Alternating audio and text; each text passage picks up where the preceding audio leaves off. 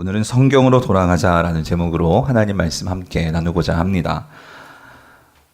한국 사람들은 새해가 되면 모든 사람들은 복을 원하고 또 복을 빌어주는, 그래서 우리가 아까도 인사했지만 뭐라고 인사하죠?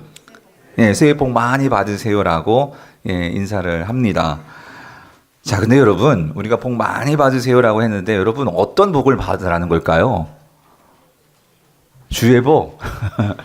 그래서 세상 사람들은 아마 복 많이 받으세요 하면 뭐 물질적인 복, 건강의 복, 뭐 자녀들이 성공하고 또 결혼 잘하고 또 아기 잘 낳고 또 좋은 집 또 올해는 사게 되고 뭐 이런 물질적인 복, 이런 것들 아마 빌어주고 또 원할 것입니다. 물론 성도들도 우리가 복 많이 받으세요 할 때에는 그런 삶에서 필요한 것들 주님께서 채워주시고 또 그런 물질적인 것들을 주시기를 우리도 바라죠. 자, 근데 여러분, 성경이 우리에게 축복을 주신다라고 할 때 성경이 원하시는, 그렇다면 복은 뭘까요? 여러 복의 종류가 있겠지만 오늘 성경이 말하는 진정한 복은 뭘까? 성경이 말하는 복은요, 물질적인 복 그것만이 아니라 더 궁극적인 복이 있음을 우리에게 말씀을 하십니다. 그것은 뭐냐면 하나님과의 관계의 복입니다. 하나님과의 관계가 문제가 생기고 그것이 막히고 어렵다면 사실 우리의 모든 관계들, 우리의 모든 삶에는요 꼬임이 있고 어려움이 있을 수 있습니다. 그런데 성경은 그 무엇보다도 오늘 우리가 하나님과의 그 관계와 친밀해지고 가까워지고 그래서 하나님과 함께하는 이것이 진정한 복이다라고 성경은 말씀을 하십니다. 그래서 여러분, 우리가 이 복과 관련해서 여러분들이 좀 정립할 게 있는데요. 세상이 바라는 복은요, 그 복의 본질은 복이 어디서 오느냐? 내가 소유할 때 복이 온다는 거예요. 즉, 세상은 우리가 눈에 보이기에 좋고 화려하고 예쁘고 그런 크고 이런 것들을 우리는 소유하기를 원해요. 그러면 복 받았다라고 말을 해요. 하지만 그것이 좋지 않고 그것이 감당하기 힘들고 불편하고 어려우면 그건 복이라고 말을 하지 않죠. 그런데 성경은 우리에게 복을 뭐라고 말씀하시냐? 소유를 복이라고 말하지 않아요. 성경은 뭐를 복이라고 말하냐면 관계를 복이라고 말한다는 거예요. 그래서 그 관계 중에서도 뭐가 진짜 좋은 관계의 복이냐? 하나님과의 관계가 복이라는 거예요. 그래서 여러분, 아브라함이 복을 많이 받았죠, 하나님께. 그런데 하나님께서 아브라함에게 이런 말씀을 주십니다. 창세기 12장 2절 같이 한번 읽어볼게요. 12장 2절을 보면 내가 너로 큰 민족을 이루고 내게 복을 주어 내 이름을 창대하게 하리니 너는 뭐래요? 여기 잘 보세요. 너가 뭐라는 거예요? 복이 될지라. 누가 복이라는 거예요? 아브라함이 복이라는 거예요. 근데 여러분, 아브라함이 복이에요? 이게 무슨 말이죠? 여러분, 이게 세상적인 소유의 관점으로 보면은요, 이걸 이해할 수가 없는 거예요. 하나님이 아브라함, 네가 복의 근원이고 복의 존재 그 자체라고 말씀하실 때에는 왜 아브라함이 복일까요? 아브라함은 뭐가 있죠? 하나님과의 관계가 있기 때문이라는 거예요. 그 고대 바벨론에 아무도 하나님을 모르는 사람들이 다 살고 있죠. 그런데 그 많은 사람들 가운데 하나님은 누구와 관계하냐면요, 유독 그 한 사람 누구요? 아브라함. 아브라함과 관계를 맺었거든요. 그래서 그를 통해서 하나님은 온 세상이 복을 받게 할 것이다. 즉 아브라함은 하나님과의 관계가 있기 때문에 그것이 복이라는 거예요. 그런데 여러분, 창세기에서 이와 반대적인 개념, 대조적인 개념이 뭐냐면, 자, 아담과 하와가 있어요. 여러분, 아담과 하와는요, 그들이 에덴 동산에 있을 때 죄를 범하기 이전에는 그 에덴 동산에서 사는 것 자체가 복이었어요. 왜냐하면 하나님과의 관계에 문제가 없었거든요. 그래서 하나님과 가장 친밀한 관계. 그래서 하나님이 실제로 에덴 동산에서 동산을 거니시면서 그렇게 함께 하셨어요. 그런데 이 죄가 들어오면서, 자, 이 복이 깨지게 되면서 이 에덴 동산의 모든 것들이 다 엉클어지고 이제 모든 것들이 다 혼란스럽게 되는 문제가 생기는데, 자, 뭐가 문제였느냐? 여러분, 사단이 이 하와에게 찾아와가지고 이 복의 개념을 완전히 바꿔버려요. 어떻게 바꿉니까? 하나님과의 관계가 아니라 이 소유라는 것을 가지고 그것이 행복이라는 것을 생각하게 만들었다는 거예요. 무슨 말이냐면, 여러분, 에덴 동산 중앙에 뭐가 있었냐면 선악과가 있었잖아요. 근데 하나님께서 선악과를 만들어 놓으실 때에는 어떤 생각으로 만들으셨냐면 이 하나님과 아담과 하와의 이 관계예요. 너와 나는 관계가 있다는 것을 생각하기 위해서 만들어 놓은 것이 선악과였어요. 그런데 사단은요, 아담과 하와에게 이 선악과를 어떤 관점으로 보게 만드냐면 관계의 관점이 아니라 이거를 소유하게 만드는 거예요. 즉 하나님은 이 선악과를 통해서 어떤 관계예요? 하나님이 진정한 왕이시고 너희들은 왕이 아니라는 거죠. 너희들은 나를 의지하고 나와 함께 나에게 있어서 순종하는 그런 관계예요. 그럴 때 내가 너희들을 지켜주고 너희들을 가장 행복하게 만들어줄 거야. 이거를 기억해. 이게 선악과예요. 그런데 사단은 어떻게 다가오죠? 관계가 아니라 그 선악과를 내가 뭐 하면? 소유하면 내가 뭐가 될 수 있어요? 왕이 될 수 있어. 그렇게 사단은 소유에 집착하게 만드는 거예요. 그런 생각을 넣어 놓으니까 여러분 보세요. 처음에 아담과 하와는요, 선악과를 바라볼 때 그렇게 마음이 없었어요. 왜? 하나님과의 관계를 생각하는 선악과였으니까. 그런데 이게 소유를 통해서 내가 왕이 됐다는 그런 생각이 들어가는 순간부터 선악과가 어떻게 보이냐면 이렇게 보이죠. 6절. 뭐라고 말해요? 여자가 그 나무를 본즉 어때요? 먹음직도 하고 보암직도 하고 지혜롭게 할 만큼 어때요? 탐스럽게 한 나무인지라. 무슨 말이죠? 소유하고 싶은 거예요. 갖고 싶은 거예요. 관계가 아니라 갖고 싶은 거예요. 그래서 여자가 결국 그 열매를 어떻게 해요? 따먹고 소유했다는 거죠. 그리고 자기와 함께 있는 남편에게도 주매 그도 뭐 했다? 먹은지라. 뭐 했죠? 소유했다는 거예요. 성도님들, 우리가 이거를 잘 기억하셔야 돼요. 세상은 영락없이 복은요, 소유가 복이라고 얘기를 해요. 그러나 성경은 그렇게 말하지 않아요. 성경은 소유가 복이 아니라 관계가 복입니다. 내가 하나님과의 어떤 관계를 갖고 있느냐. 여러분, 인류의 모든 비극은요, 이것이 역전되면서 생겨나는 비극이에요. 인간관계도 마찬가지예요. 이 관계가 중요한데 인간 사이에 어떤 소유를 가지고 내가 어떤 그런 조건을 가지고 그걸 자꾸 집착하게 만들고 소유할 때 인간 사이에서 갈등이 생기고 인간의 소유 문제가 나오는 거예요. 누구는 많이 가졌고 누구는 적게 가졌고 거기서 소외가 생겨나고. 자연도 마찬가지죠, 여러분. 이 소유 때문에 우리가 풍족하게 살고 편하게 살게 되면서 이 자연의 문제가 뭐예요? 환경 파괴라는 거예요. 환경 파괴. 이 모든 것들이 결국 이 관계의 문제가 허물어지면서 생겨난 결과들이라는 거예요. 그래서 여러분, 하나님과의 관계가 바로 설 때, 하나님 관계가 바르면 반드시 나머지 관계들의 질서가 잡힌다는 거예요. 여러분 믿으시기를 바랍니다. 하나님과의 관계가 바른 사람은요, 인간과의 관계도 바르고요. 하나님과의 관계가 바른 사람은요, 자연을 대하는 태도도 바를 수밖에 없어요. 문제는 그 관계에 있다라는 거예요. 그래서 오늘 우리가 살펴보려는 이 시편 119편은요, 하나님과의 관계가 바를 때 어떤 복이 있는지를 우리에게 보여준 말씀이 시편 119편입니다. 그래서 성경, 오늘 이 119편은요, 우리에게 진정한 복이 무엇인지를 보여주고 있어요. 여러분 잘 보고 계시죠? 언제 보고 계세요? 반응이 이렇게 쏴죠, 여러분? 예? 아침마다 보고 계시죠? 아니면 여러분 개별적으로 저녁에도 볼 수 있겠지만 어디서 보고 있어요?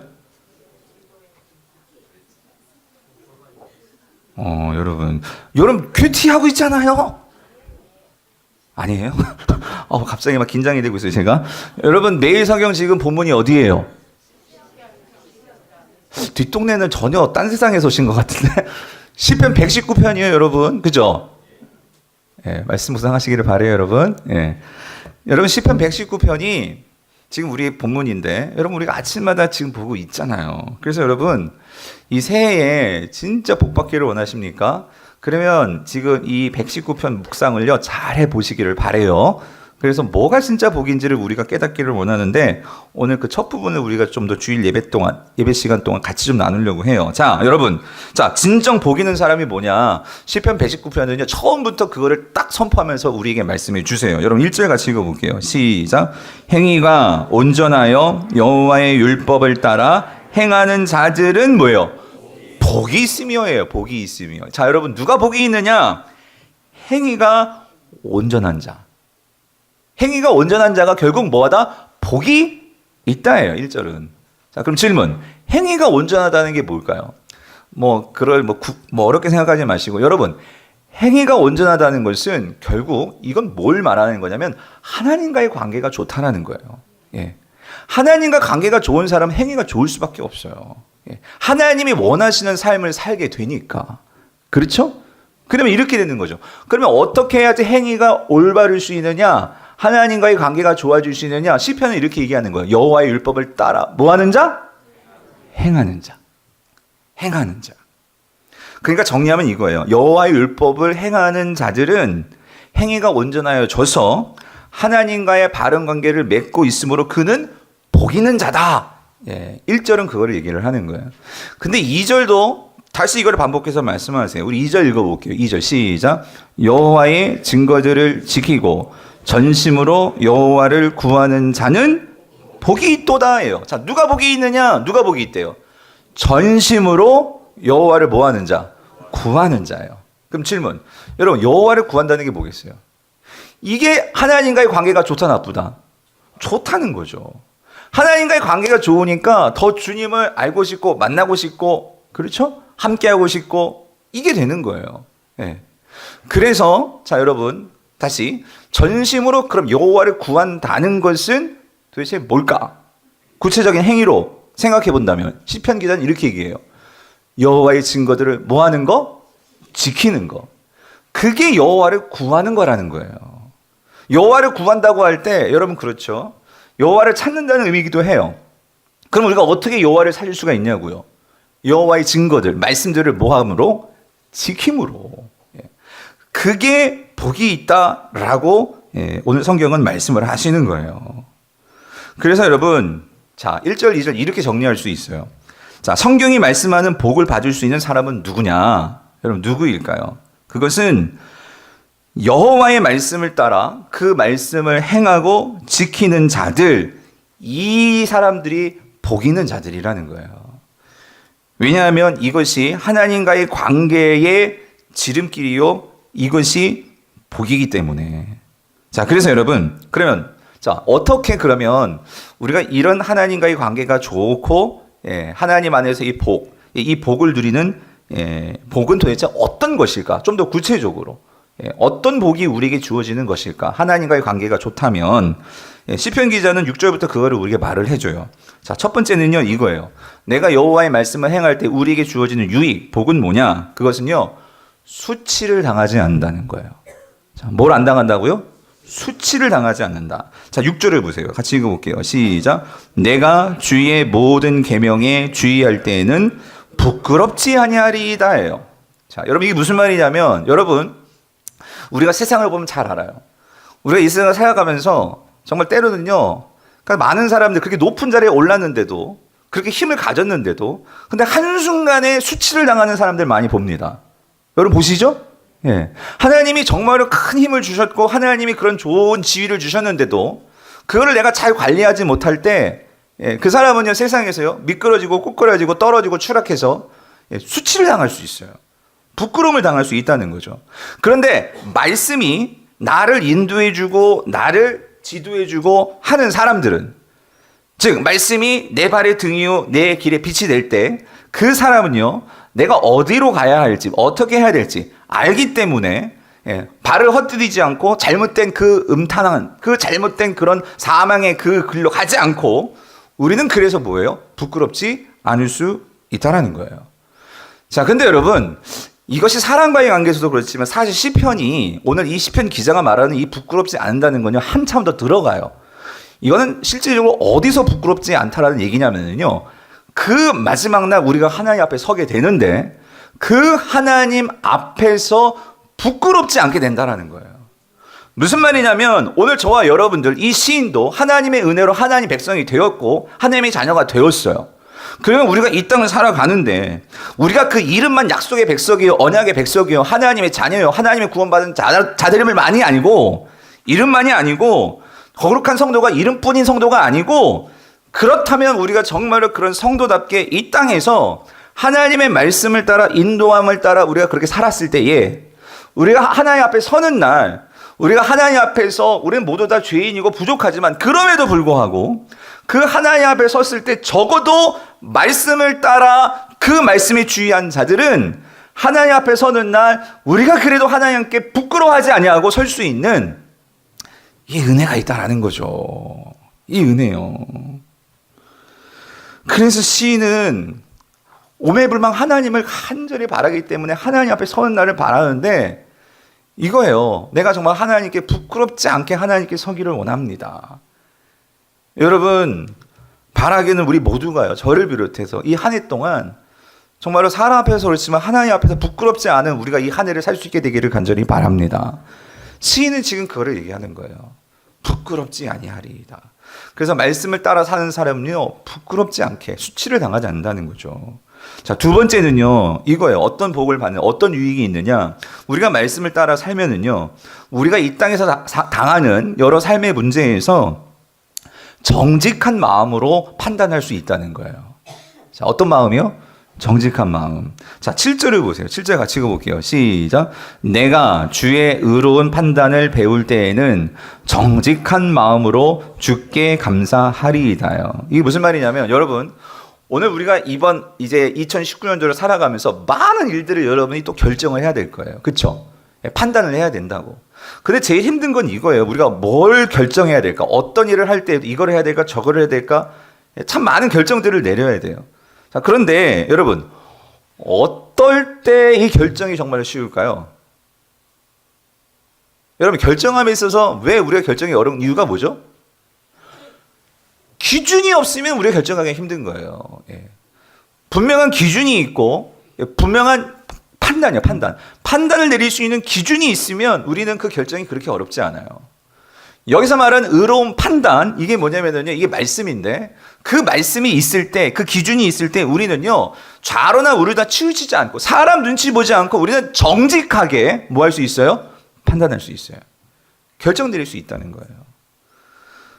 그래서 여러분, 오늘 우리에게 이 기준이 필요하다는 거예요. 여러분, 그 기준이 뭐예요? 말씀이라는 거죠, 말씀. 그래서 그 말씀을 잘 배우시기를 간절히 바랍니다. 자, 세 번째로 우리가 말씀을 행할 때 우리에게 주어지는 이익이 뭐냐? 복이 뭐냐? 그거는요, 세상 사람들이 나를 다 외면하고 떠나간다 할지라도 오늘 나는 결코 외롭지 않고 주님이 나와 함께 하심을 우리가 경험하는 거, 그게 우리가 말씀을 행할 때라는 거예요. 자, 여러분 8절을 보세요. 8절 같이 읽어볼게요. 시작. 내가 주의 율례들을 지키오리니 나를 아주 버리지 마옵소서. 여러분, 나를 아주 버리지 마옵소서. 이게 무슨 말이냐면, 내가 말씀을 행할 때 여러분이 언제 주님이 나와 함께 하신다는 것을 여러분이 경험하시나요? 예, 그거는요, 내가 정말 세상 사람들은 나는 몰라주고 내가 세상에서 정말 힘들고 어려울지라도 그 순간에 말씀을 붙들고 살아갈 때 여러분, 그때 우리는 하나님이 나와 함께 하심을 우리가 경험할 수 있습니다. 내가 홀로가 아니고 하나님이 나와 함께 하신다는, 나와 동행하신다는 것을 우리가 경험할 수 있는 순간은요, 그 말씀을 가지고 내가 살아가는, 그 동행하는 바로 그 순간이라는 거예요. 그래서 여러분, 중요한 건 이거예요. 나를 아주 버리지 마옵소서. 이 말은 여러분, 우리가 말씀을 가지고요, 말씀을 붙들고요, 세상에 들어가면 세상 사람들은 나를 무시하고 나를 몰라줄 수 있단 말이에요. 그렇지만 그 말씀을 가지고 세상 속에서 붙들고 살아가는 경험이 있을 때 그 세상 속에서 나와 함께 하시는 하나님을 내가 경험하게 된다라는 거예요. 아멘이십니까? 요즘 서점에 가면은요, 특히 젊은이들도 그렇고 요즘 제일 베스트셀러 좀 관심이 있으니까 도대체 그러니까 세상 사람들이 무슨 책을 많이 읽나? 예, 보면 빠지지 않고 베스트셀러에 들어오는 책의 어떤 분류는 이거예요. 자존감에 대한 책이에요. 자존감. 그러니까 너무 사람들이 이렇게 자신감을 잃고 자기에 대한 어떤 용기를 잃고 살아가니까 요즘 특별히 정신과 의사 되신 분들이 쓴 책들도 많고요. 예, 요즘 이상하게 스님들도 책도 참 많이 이렇게 나와요. 그런데 하여튼 그런 공통점들은 이 자존감에 대한 건데, 여러분, 자존감이 뭐예요? 자신을 높이는 거거든요. 자신을 존중해 줄 줄 아는 거거든요. 근데 여러분, 아무리 내가 나를 높인다고 해도요, 나는 절대적일 수가 없어요. 나는 이 환경과 상황에 영향을 받을 수밖에 없어요. 예.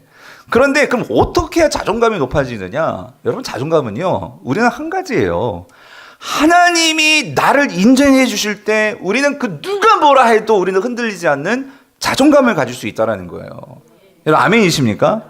하나님이 나를 어떻게 사랑하셨는데, 십자가에서 그 하나밖에 없는 아들을 죽이시기까지 나를 사랑하셨는데, 내가 그렇게 소중한 존재인데 이거를 내가 진짜 깨닫고 그거에 감사할 때 우리는요, 아무리 내가 지금 바닥을 치고 완전히 모든 것이 사방팔방이 다 막혀 있을지라도 거기서 절망하지 않을 수 있는 자존감을 가질 수 있다라는 거예요.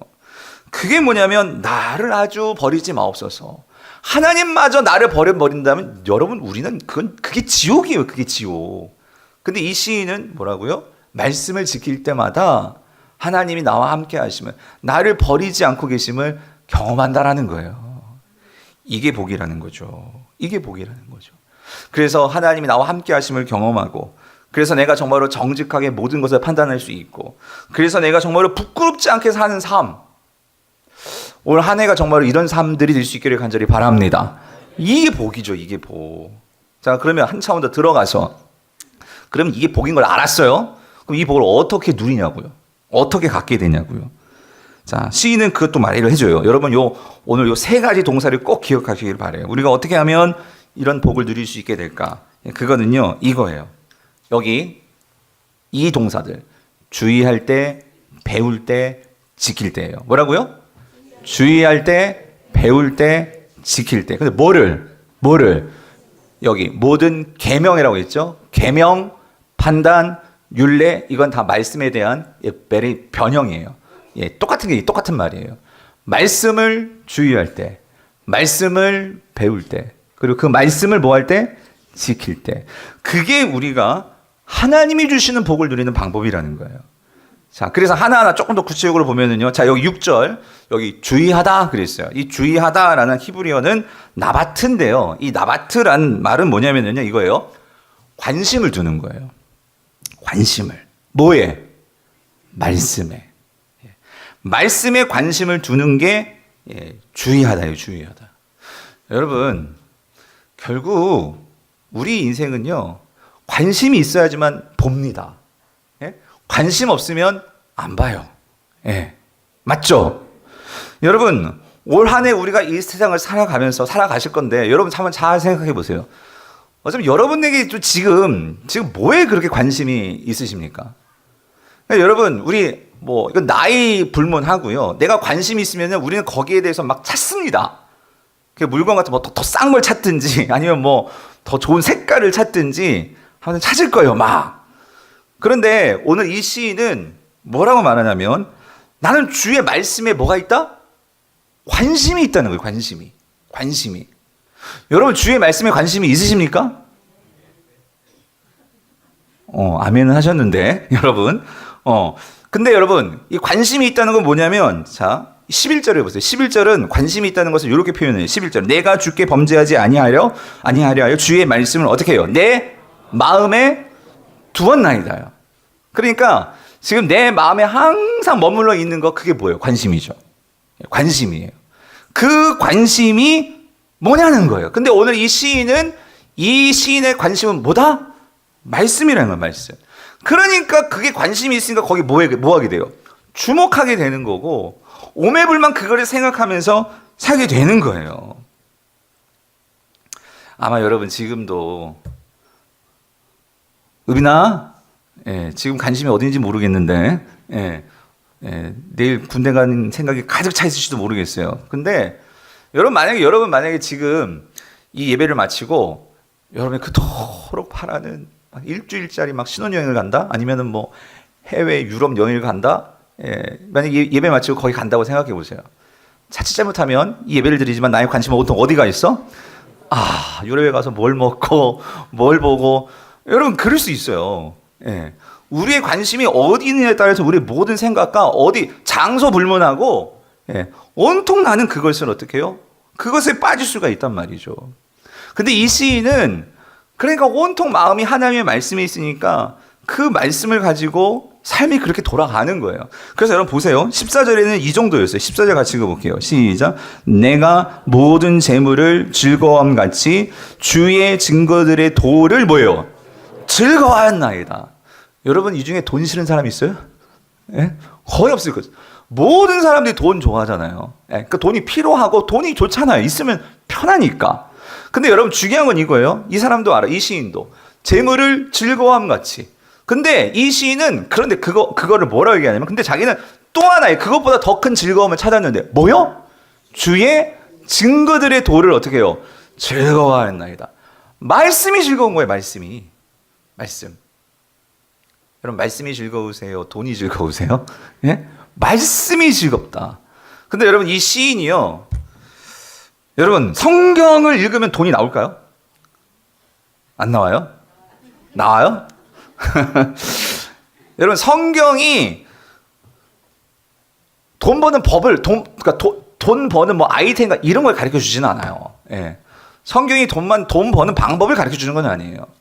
그런데 여러분 세상은 돈 버는 방법을 말해주죠. 그리고 돈 되는 일이 뭔지를 가르쳐 줘요. 그래서 돈 세상 따라가면 하여튼 돈을 우리가 뭐 찾을 수도 있겠지만 근데 여러분 중요한 건 이거예요. 우리의 마음을 돈에 두면은요. 우리가 돈의 노예가 될 수 있다라는 거예요. 근데 중요한 건 이거예요. 성경은 돈을 버는 방법은 안 가르쳐 주지만 이거는 가르쳐 줘요. 우리의 마음을 성경에 두면은요. 성경은 우리가 어떻게 이 돈을 다스리는지를 가르쳐 줘요. 우리가 어떻게 이 돈에 끌려다니지 않고 돈을 부릴 수 있는지를 말해 준다고요. 여러분, 돈의 노예가 되는 것을 여러분 알기를 원하십니까? 돈을 다스리는 것을 정말 알기를 원하십니까? 성경이 우리에게 말해주는 건 이거예요. 여러분, 돈이 많으면 당연히 좋지만 그럼 돈이 없을 때는 어떻게 여러분의 마음을 다스리겠냐고요. 지금 쫄딱 망해가지고 남편 다 거덜먹고 완전 애들 다 그냥 뿔뿔이 흩어지게 되겠고 그런 상황에서 돈이 없는 거잖아요. 이거 어떻게 다스릴 수 있겠냐고요. 성경은 그걸 가르쳐 준단 말이에요. 그런데 세상은 뭐예요? 돈 없으면 완전히 인생 다 망친 것처럼 그렇게 만드는 게 돈의 노예죠. 그래서 여러분 오늘 이 말씀에 관심을 둘 때 이 시인은 깨달은 거예요. 뭘 깨달았어요? 24절. 뭐라고요? 주의 증거들은 나의 뭐예요? 즐거움이요. 그리고 나의 뭐다? 충고자니이다. 여러분 인생에 나에게 좋은 길을 안내해 줄 수 있고 좋은 충고를 줄 수 있는 그런 가이드가 있고 코디네이터가 있다는 건 축복입니다. 근데 이 시인은 말씀을 통해서 그 충고자, 이 말씀이 나에게 가이드고 그 말씀이 나의 코디네이트인 것을 경험한 거예요. 이게 뭐냐면 지혜라는 거지. 말씀은 우리에게 뭘 줍니까? 살아가는 지혜를 준다는 거예요. 이 은혜가 있게 되기를 간절히 바랍니다. 그래서 시인은 말씀에 뭐 하는 거예요? 관심을 두는 거예요. 관심. 주의하게 되죠. 그리고 나서 두 번째로 이 관심은 어디로 가냐면요. 관심이 있으니까 말씀은 뭐 하려고 할까요? 배우려고 하는 거예요. 배우려고. 여러분 7절을 보세요. 7절. 내가 주의 의로운 판단을 뭐 할 때에? 배울 때에는. 그래서 여러분 여기서 이 배우다라는 히브리어 라마드인데요. 이 라마드는 어떤 의미냐면요. 그냥 이렇게 그냥 가만히 앉아서 그렇게 배우는 게 아니고 이건 훈련하다예요. 훈련하다. 그러니까 말씀을 가지고 사는 훈련을 해야 된다는 거예요. 여러분 아까 관심이 마음에 두는 거, 마음에 새기는 거거든요. 원어적으로는. 돌에다가 글을 새길 때 아무나 새길 수 없어요. 이거는 배워야지만 새길 수 있어요. 그렇죠. 그래서 여러분 우리가 살면서 말씀이 복이고 말씀을 통해서 우리가 힘을 얻을 수 있는 건 다 아는데 왜 안 될까요? 이거 배우지 않으면 안 돼요. 그러니까 훈련 받아야 한단 말이에요. 그 말씀을 가지고 어떻게 삶을 살아내고 이길 수 있는지를 배워야 돼요. 그러려면 시간도 들여야 되고요. 여러분의 노력도 있어야 되는 거예요. 근데 우리가 이런 노력 없이 그냥 말씀은 다 있지만 그냥 이게 있는 게 여러분의 말씀이 다 되는 게 아니란 말이죠. 그 시간을 들이고 애쓰는 그 노력들이 있어요. 필요해요. 그게 있어야지만 우리가 이 복들을 가질 수 있다라는 거예요. 그래서 여러분 교회에서 여러분 기본적으로 그래서 여러분이 해야 되실 게 뭐냐면 올해에 첫 번째는 하여튼 그래서 말씀 1도 하자는 거예요. 요번에 말씀 1도. 하여튼 제가 연말에 요번에는요 제가 장부 만들어가지고 쫓아다니면서 이거 받을 거예요. 성경 읽기 카드 받을 거예요. 그래서 이걸 하시든지 아니요 매일 성경 사시면 매일 성경 뒤에 뭐 있냐면 이 성경 1표 있죠. 이건 뭐냐면은 여러분 이건 이제 매일 성경이 올해에 무슨 성경을 읽게 되나. 그러니까 요번에 매일 성경만 사가지고 여러분이 읽으셔도 요번에 시편 읽었죠. 그 다음에 마태복음, 그 다음에 느헤미야, 그 다음에 아가서, 그리고 역대상, 히브리서, 그리고 데살로니가 전후서, 에스겔서, 여호수아서, 유다서, 요한 1, 2, 3서, 빌립보서, 계시록, 말라기까지, 오바댜까지 얼마나 많은 책이 있습니까? 예? 여러분들이 이 큐티책 가지고 교회에서 이렇게 할 때마다 사가지고 읽는 거, 그리고 이 큐티책은 옆에 해설도 다 있잖아요. 그거 하면 여러분들이 그렇게 스스로 말씀을 배울 수가 있단 말이에요. 아멘이십니까? 그렇게 배우시기를 바랍니다. 예, 그리고 목사님, 나는 뭔가를 이렇게 좀 찝어줘야 돼요. 그러니까 이거는 내가 스스로 자율적인 건데, 매일 성경 읽기 펴 보면 요 뒷장에는요, 하루에 내가 읽을 분량들이 다 적혀 있어요. 그러면 하루에 이게 읽을 분량, 뭐 예를 들어서 뭐 오늘 같은 경우 창세기 18장부터 20장까지 뭐 이런 식으로 읽을 분량이 있단 말이에요. 그럼 그렇게 난 이런 게 편해요 하면 이걸로 하셔도 되고, 예, 하시란 말이죠. 아셨죠? 예, 그래서 그렇게 큐티 통독을 하시고, 또 매일 성경 이제 3월에 이제 개강하잖아요. 순모임이. 그러면은 이제 순모임에서 우리가 말씀 묵상한 걸 가지고 서로 나누고, 예, 꼭 남자분들도 꼭 순모임 하시기를 바래요. 혼자서는 안 돼요, 여러분. 자꾸 이게 풀어져요. 예. 그리고 또 한 가지는 올해에는 그래서 우리가 성경을 읽기 때문에 1학기 때 창세기부터 말라기까지 구약 12과, 그다음에 2학기 때는 신약 12가 해가지고 이 성경의 맥을 짚어드리는 그런 성경방, 또 강의도 열릴 거예요. 그 여러분들이 이런 데 오셔가지고 좀 도움을 받으셔서, 자, 저는 여러분들께 소망하는 게 이거예요. 오늘 18절 같이 읽어볼게요. 시작. 내 눈을 열어서 주의 율법에서 어떻게 해요? 놀라운 것을 보게 하소서. 예? 여러분, 이게 놀라운 게 보여야 막 더 배우고 싶고 막 그냥, 그죠? 제가 많이 쓰면 막 그냥 확 그냥, 예? 막 이렇게 이게 놀라운 게 보이니까 막 자꾸 오고 싶고 막 이러지. 보면은 맨날 눈꺼풀만 감기고 졸리고, 예, 검은 건 그리고 하얀 건 글자 뭐 종이고, 그러니 이게 혼자는 힘들단 말이에요. 서로 도와가면서. 예? 여러분 정말 이 체험이 있기를 바라요. 놀라운 것을 보게 되는, 예? 그 말씀 속에 있는 이 놀라운 것, 하나님의 그 뜻과 하나님의 섭리와 나를 향한, 이게 뭐냐면 내 영안의 눈이 열리는 거예요. 이 영안의 눈이 열리면은요, 내 모든 삶에 하나님의 개입이 보여요. 하나님의 섭리가 보이고, 그리고 내가 지금 삶이 완전히 다 망가져 버렸어. 그런데도 말씀의 빛이 비치면 거기서 뭐가 보이는 줄 아세요? 여기 놀라운 것이 뭐냐면 전 이거라고 하세요. 소망이 보인다는 거예요. 소망. 예. 여러분 말씀 잘 배우시는 한 해 되시기를 바랍니다. 세 번째는 마지막으로, 자, 우리가 이렇게 말씀에 관심을 두고 배워요. 놀라운 걸 봤어요. 그럼 어떻게 하고 싶을까요? 이젠 지키고 싶은 거예요. 지키고. 그죠? 자, 8절을 보세요. 8절 읽어볼게요. 시작. 내가 주의 율례들을 어떻게 해요?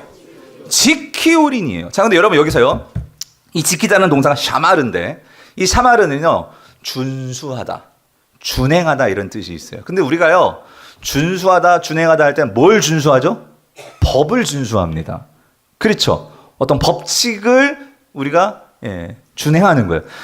근데 여러분 말씀을요, 자, 여기 율례들이라고 했지만 이 말씀인데, 여러분 여기서 말하는 이 신이 말하는 이 지키오리니 샤마르는요, 어떤 법 지키는 것 같이 막 안 지키면 막 벌 받을까봐, 그게 아니에요, 여러분. 이 시인이 지금 샤마르 하고 싶은 것은요, 지키고 싶은 것은 왜 그러냐면은요, 말씀이 너무 좋은 거예요. 예? 말씀이 너무 즐거운 거예요. 심지어 이 시인은 말씀이 너무 사랑스러운 거예요. 그러니까 이거를 안 하면 못 견디겠는 거예요. 자, 여러분 119편 16절에 같이 읽어볼게요. 시작. 주의 율례들을 뭐예요? 즐거워하며 주의 말씀을 어떻게 해요? 잊지 아니하리로다. 제가 시편 119편을 보면서요, 설교자로서 제가 좀 질투가 날 정도야. 질투가 나고, 그래도 기도하게 된 건 뭐냐면, 하나님, 나도 말씀을 이런 감정이 좀 빠지게 하여 주시옵소서. 예? 이렇게 즐겁고, 저는 그 다음 절이 더 압권인 것 같아요. 40절 보세요. 내가 뭐예요? 사랑하는 주의 계명들을 어떻게 해요? 스스로 즐거워하며. 그냥 말씀 사랑합니다 이런 차원이 아니라, 여러분들이 첫사랑 있죠? 첫사랑 해보셨죠? 오매불망 밤잠 설쳐가면서 더 만나고 싶고 얘기하고 싶고 막, 저만 그런가? 다 그렇잖아요. 있으셨잖아요. 결혼하신 분들은 그 설레임. 예? 그래서 여러분, 제가 만약에 말씀을 전하는데 이런 감정이 없이 말씀을 그냥 딱딱하게 강단에서 그냥 읽듯이 설교하면 여러분 다 잘 거 아니에요. 그렇죠? 근데 이 설교자가 매일매일 막 그런 목사가 일주일 동안 말씀에 막 젖어가지고 막 흥분돼가지고 이걸 어쩔 줄 몰라가지고 막 제가 이러면 여러분도 어쩔 줄 모르겠죠. 그렇죠? 그럴 거를 믿어요. 그런 감정이요, 감정. 예. 근데 이 시인이 그걸 지금 시편 119편 철철철철 이 시인이 하나님의 말씀을 얼마나 사랑하는지. 그래서 48절이요. 또 내가 사랑하는 주의 계명들을 향하여 어떻게 해요? 내 막 손을 들고 그 주의 율례들을 작은 소리로 뭐예요? 읊조리면서. 예. 이게 느껴지세요? 예. 그러니 이건 지킨다는 게 막 법 지키듯이 딱딱하게 이거 안 지키면 티켓 받으니까 이런 게 아니고요. 주체를 못 하겠는 거예요. 이 말씀을 내가 정말 지키고 싶고 그렇게 살고 싶고. 예. 이게 복이라는 거예요, 여러분. 그래서 여러분 한번 생각해 보세요. 여러분 성경 말씀을 사랑하십니까? 사랑하세요?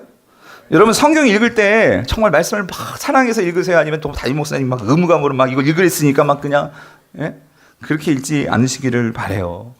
이게 정말로 즐거워서 읽어질 수 있게 되기를 간절히 바랍니다. 그래서 여러분 시편 119편을 한번 정말 가장 성경에서 긴장이잖아요.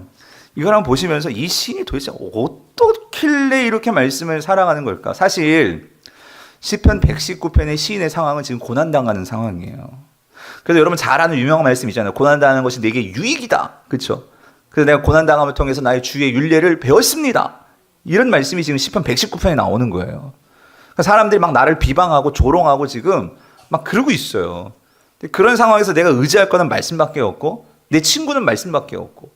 근데 그 말씀에서 주님을 만나면서 이 시인이 거기서 좌절하지 않고 거기서 기쁨으로 일어나는 모습들을 보여주는 게 시편 119편이란 말이에요. 한번 묵상해 보세요. 다 읽어보세요. 그런 은혜들이 있게 되기를 간절히 바랍니다. 그래서 특별히 여기 청년들도 있는데 지금 하여튼 청년들이 힘들다 어렵다 이건 옛날부터 나온 얘기예요. 예? 그런데 지금 하지만 아무튼 지금 취업도 안 되고 이 가파른 이 현실의 벽들이 너무 높으니까 제가 지난번에 말씀드렸지만 이 소확행 이게 좋은 것 같으면서도 전 좀 안 좋은 것 같아요.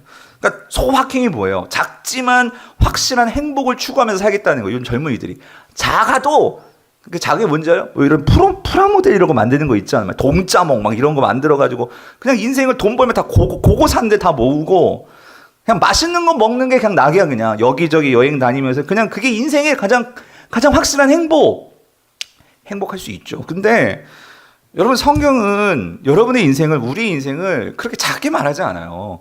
예. 그렇다고 허황된 막 허상을 꿈꾸라는 얘기가 아니고 오늘 청년들에게 성경이 뭐라고 말씀하세요? 오늘 9절 10절 읽어보세요. 9절 10절 시작. 청년이 무엇으로 그의 행실을 깨끗하게 하리이까 주의 말씀만 지킬 따름이니이다. 목사님 나는 아버지 백도 없고 잘난 것도 없고 학벌도 없고 아무것도 없어요. 알아요. 예.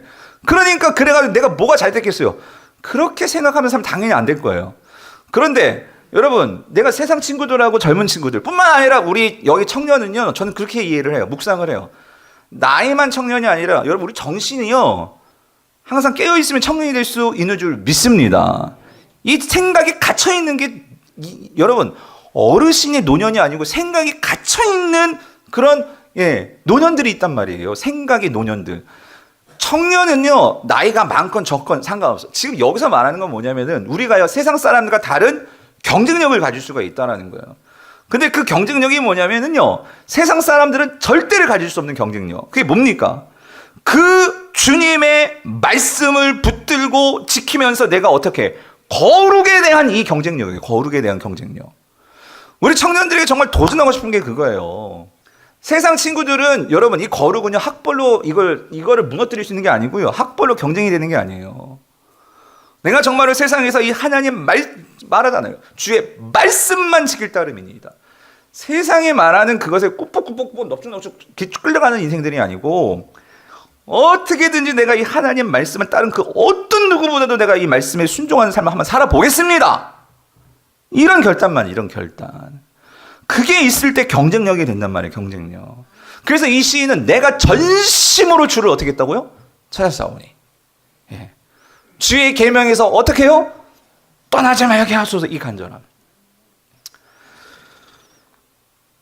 저는 우리 교회가 이런 간절함이 있게 되기를 간절히 바랍니다. 예? 그래서 우리가 이 주의 말씀을 행함에 있어서 이 세 가지 뭐라고요? 주의하고 배우고 지키고, 그럴 때 우리가 진짜 하나님께서 이 복을 주시는지 안 주시는지 올 한 해 보자는 거예요. 그래서 올해 우리 교회의 표가 뭐냐면 어디로 돌아가자? 성경으로 돌아가자. 성경으로 돌아가자.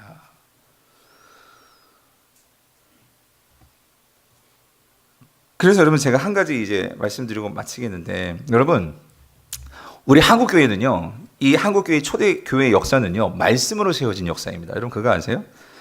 우리 한국교회에서 이 초대교회 역사를 공부해 보면 정말 말씀의 능력이 어마어마했구나, 이걸 알 수 있는데요.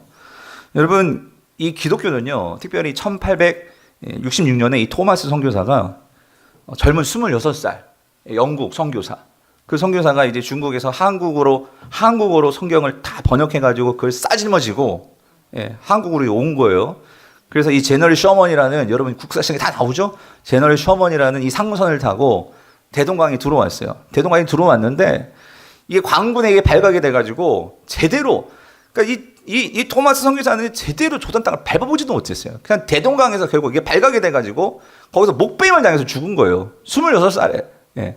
근데 이 토마스 선교사가 그 죽어가는 그 순간에서 할 수 있는 일이라는 건 이거였어요. 자기가 가지고 온 이 성경을 어떻게 쓰는지 사람을 빨리빨리 나눠주는 거. 나눠주려고. 그런데 거기에서 그 당시 이 12살 소년, 최치량이라는 이 소년에게 3권의 성경책을 줬어요. 근데 이 성경책을 가지고 얘가 그걸 갖고 집을 간 거예요. 근데 거기에서 이 최치량이 그 토마스 선교사가 결국 목배임을 당해서 참수지만 순교하는 걸 봤거든요. 너무 두렵잖아요.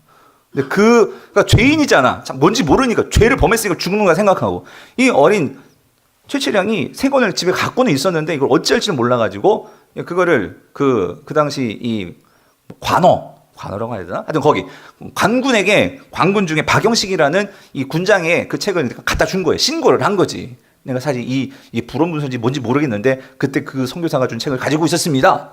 3권을 준 거예요. 그랬더니 이 박영식이 뭐 했냐면, 그 성경 종이잖아요. 종이 너무 좋은 거예요. 그래서 집에 갖고서 뭐 했냐? 읽은 게 아니고 다 찢어가지고 도배를 했어요. 집을 도배를 한 거예요. 도배를. 예. 도배를 했는데 어느 날 이 최치량이, 이 어린 소년이 그 집에 놀러 왔어. 놀러 왔다가 근데 집이 도배가 막 글씨가 이렇게 쓰여 있는 거예요. 근데 그거를 읽다가 거기서 예수를 믿었네. 이거 진짜 싫어요, 여러분. 기독교 역사에 나온 우리. 그러니까 그거를 집에 가만히 있다가, 그러니까 한두 번 간 것 같지 않아. 그러니까 그 당시에 이 책 같은 게 귀했잖아요. 글은 배웠으니까 읽고 싶고. 이해되세요? 요즘은 하도 책이 많으니까 애들이 책을 읽어요? 안 읽어요. 근데 그 당시에는 뭐 읽을 게 없으니까 한 줄 한 줄 읽다가 거기서 예수를 믿게 된 거예요. 그리고 더 놀라운 건 이 최치량이 그렇게 예수를 믿게 되었고, 이 집은요, 나중에 이 박영식이 주막으로 팔아요. 이 술집이 됩니다, 술집이. 근데 이 주막이 됐는데 그 주막에 이렇게 글자로 도배된 그 주막이에요. 근데 이게 이 주막이 나중에 뭐로 바뀐 줄 알아요? 평양의 그 최초교회, 널다리 예배당으로 그 주막이 바뀌었다는 거예요. 또 한 가지는요, 그 토마스 선교사를 참수한 사람이 있잖아요. 그 사람이 누구냐면 이름이 박충건이에요. 근데 박충건이 그날도 사람을 죽였으니 얼마나 이게 기분이 좀, 죄송해요, 세상 말 더럽잖아요. 내가 사람을 죽였으니, 목을 베었으니, 술을 거나게 먹고 집에 가다가 근데 길거리에 어떤 책이 있는 거예요. 그 책이 그 성경책이었단 말이야. 토마스 선교사가 갖고 왔던. 그걸 갖고 와서 집에다 뒀었는데 나중에 정신 깨어나서 이게 뭔 책이지? 그걸 읽기 시작한 거예요. 성경책을 읽고 예수를 믿었잖아. 그래서 이 박충건이 안주교회의 장로가 됩니다, 나중에. 예. 성도님들, 이게 뭘 보여주죠? 말씀은요, 생명력이에요, 생명력. 말씀이 그 술집을 교회로 만들었고요, 사람을 죽였던 그 죄인을 장로로 만들었단 말이에요. 이런 역사가 오늘 말씀을 통해서 일어나는데, 오늘 요즘 시대는 어때요? 말씀은 있지만 여러분, 이 당시에는, 그 당시요, 1800년대 뭐 TV가 있었습니까? 뭐 아무것도 없어요. 그러니까 이러한 새로운 말씀들이 선포되는 게 그대로 흡수가 돼. 근데 요즘은요, 너무나 많은 영화와 드라마와 신문과 잡지와 정보의 홍수 시대 속에서 그냥 더북이 아니라 어북이야. 많은 책들 가운데 그냥 하나. 관심이 없어요, 관심이. 우리가 배우려고 하지 않아요. 다른 돈벌이 되는 것들은 배울 수 있겠지만 이거 지키려는 것이 아니라 세상에서 말하는 다이어트 하는 거 지켜가지고 내 몸매 만들려고 한단 말이죠. 뭘 우리가 지키고 뭐에 관심이 있냐고요. 그러다 보니까 어떻게 오히려 오늘날 교회가 술집이 되고 오늘날 장로 목사들이 오히려 죄인이 돼버리고, 예. 여러분 그게 오늘 우리 현실이 아니냐고요. 그래서 가슴 아프면서 하나님 아버지 이래서 안 될 것 같고 오늘 우리 강북 우리 교회로부터 다시 한번 성경으로 돌아가게 하여 주시옵소서. 여러분 성경은 캐논입니다. 카메라라는 소리가 아니고 캐논이라고요. 성경은 척도라고요. 우리 삶의 기준이라고요. 여러분 이 기준을 가지고 내 삶이 분명히 설 때 우리 삶이 흔들리지 않는 거예요. 우리가 이 말씀을 가지고 성경으로 돌아가자는 것은 또 무슨 목사님 성경 공부해요 지식적으로만 그게 아니고요. 우리가 정말로 이 성경을 통해서 하나님을 만나고 하나님의 뜻을 발견하고 하나님의 음성을 듣고 그래서 그것을 가지고 여러분의 삶 속에 들어가서 여러분의 삶을 좀 낱낱이 좀 한번 재단해 보시라고요. 그래서 내가 뭐가 잘못됐고 뭘 버려야 되고 뭘 바로 세워야 될지를 우리가 정말로 알아서 우리가 그렇게 한 해를 살아갈 때에 여러분 저는 확신합니다. 우리 삶에 변화가 일어날 줄 믿습니다. 오늘 이 은혜가 저 여러분과 여러분 삶 속에 있게 되기를 간절히 바랍니다. 오늘 설교의 결론을요 이 찬양으로 했으면 좋겠어요. 그래서 주님 말씀하시면 나아가겠습니다. 그러나 주님 뜻이 아니면 내가 멈춰서겠습니다. 우리의 정말로 마지막 결단으로 우리 이 찬양하고 우리 같이 기도하겠습니다.